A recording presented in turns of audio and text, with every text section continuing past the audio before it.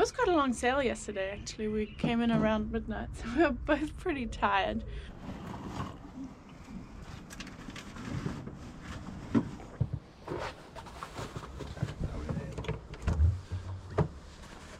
Okay, we just set off from Neustadt a couple hours ago and it's going very well. We just turned off the engine.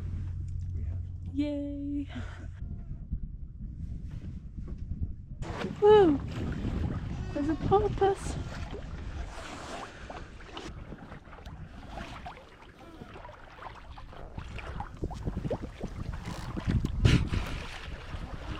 So cool.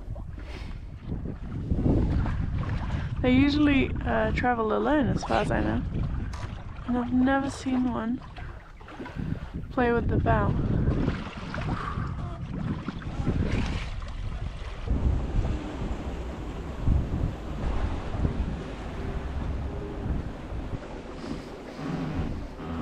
Alright, we have just crossed underneath that bridge over there. Fehmarn Bridge, yes. Yeah, which was actually went really well. We were doing like 4.5 knots. Yeah. Well, we're still sailing up. Yeah. 4 right now, 4.3 right now. Let me show you the plotter. Yeah, very nice.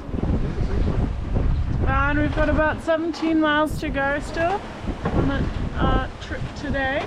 Should we maintain that speed? It's about 4 hours, mate. Exactly, yeah. Yeah, sure enough. Nice, ladies and gentlemen. Yeah.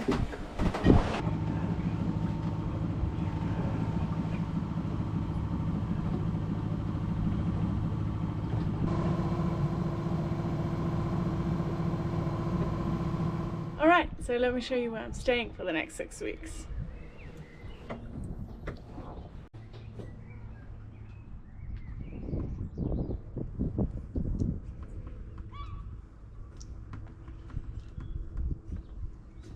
Hi, I'm Tony. I'm Hazel's dad. So you may or may not have seen me before. Who knows? But anyhow, this is my boat. This is Tapatya. She's a 31 foot 8 inch officially, but actually if you measure from fore to aft, she's about 34 foot long really. Benford Dory. I built her myself, took about 6 years. Built out of plywood, essentially plywood, obviously some other materials gone into it. And she's also junk rigged like Alanouwoly, like Hazel's boat. She's junk rigged.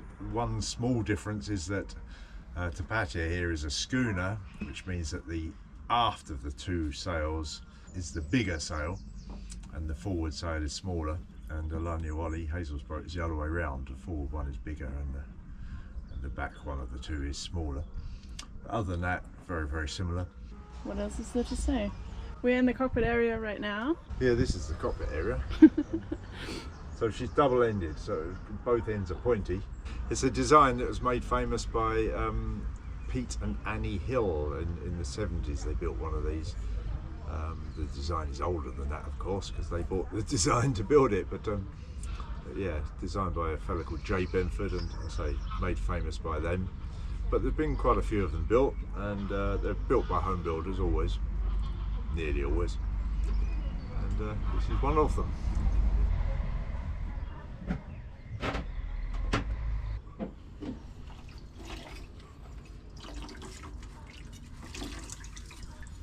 So in the last 2 days we came here to Kiel, where we currently are, from Neustadt, where Tapatya was in her winter storage harbour, and it was quite a long sail yesterday actually. We came in around midnight, so we were both pretty tired.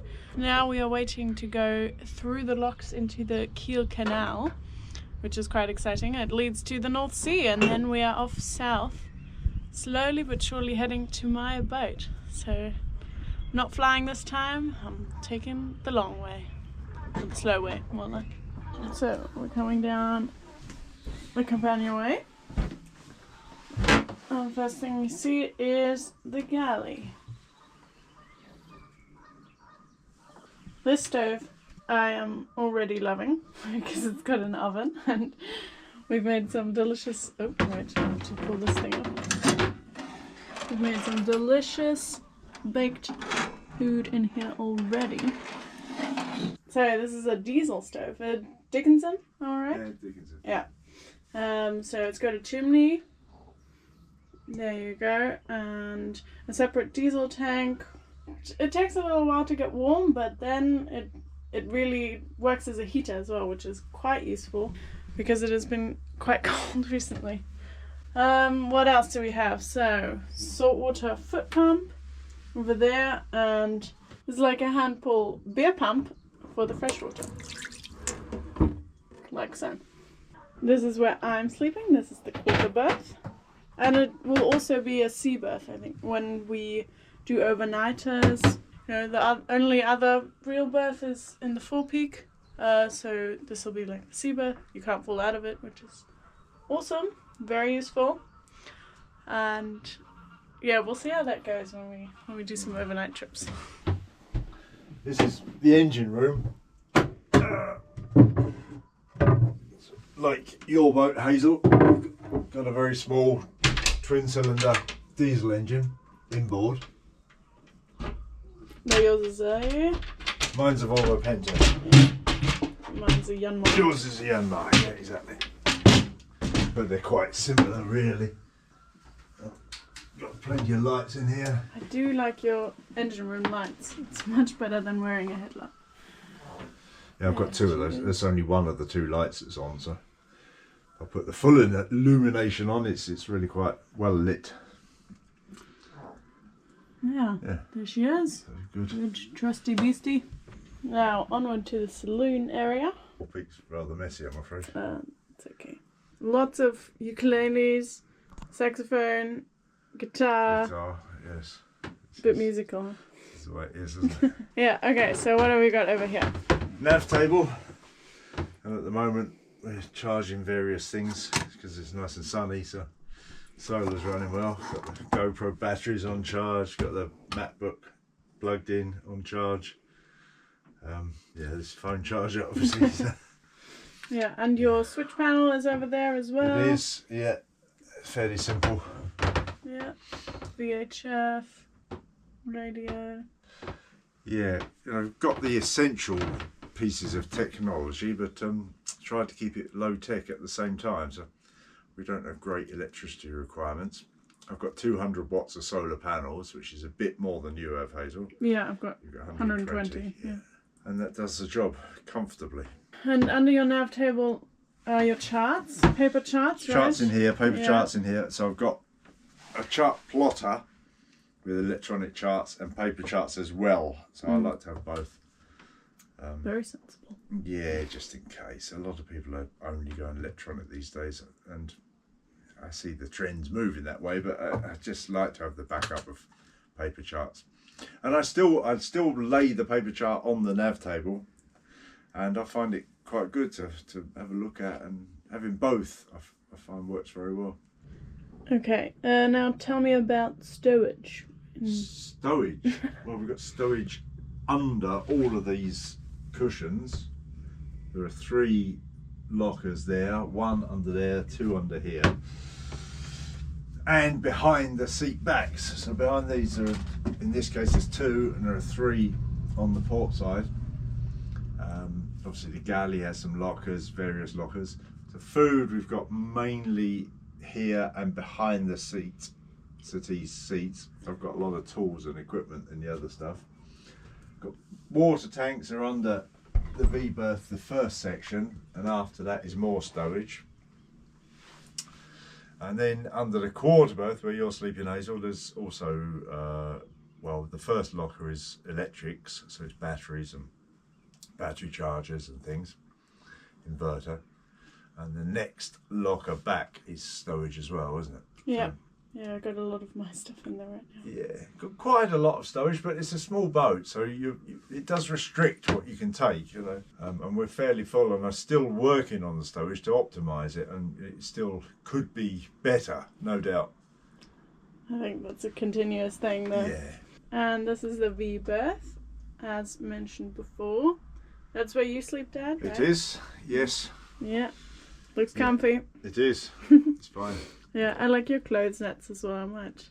Yeah. Might do that as well. Yeah, they're a good piece of storage. You can have two on each side. I have actually got another one. Yeah. And it gives you quite a lot of storage. Yeah. Another thing I like is the boat feels very light, I think, you know, because the walls are white and there's a lot of light, as in sunlight, coming in. So that's really nice.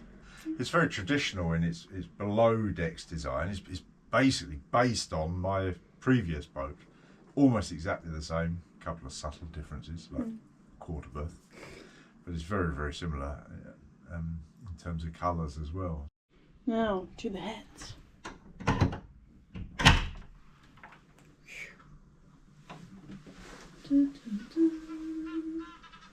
So we have a sink with a foot pump, which makes it really easy to wash your hands.